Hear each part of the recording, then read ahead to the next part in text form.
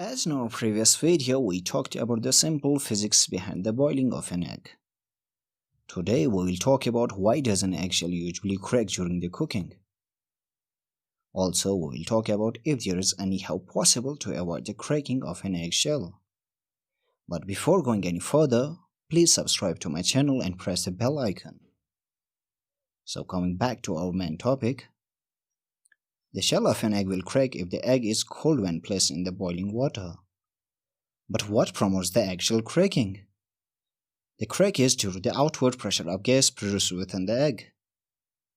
If that pressure increases quickly, it can rupture the eggshell and then you see a string of gas bubbles rising from the crack. Now the question arises, can the cracking of an eggshell be avoided? And the simple answer is maybe. Slower cooking might prevent an eggshell from cracking.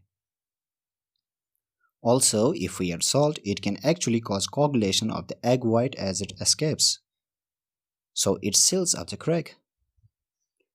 As we already know, the crack is due to the outward pressure of gas produced within the egg.